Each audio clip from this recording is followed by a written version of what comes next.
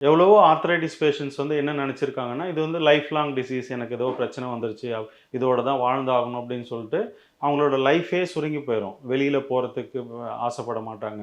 அ ம். ஒரு சமையல் பண்றது கஷ்டமா இருக்கும். பாத்ரூம் போயிட்டு வரது கூட கஷ்டமா இருக்கும். இதுக்கு எல்லாமே நம்ம முழுமையா சரி பண்ண முடியும். கம்ப்ளீட்டா அதுலேருந்து ரெக்கவர் பண்ண முடியும். எப்போ அப்படின்னா, நம்ம ஜீரண உறுப்புகளுக்கு முக்கியத்துவம் குடுக்கும்போது.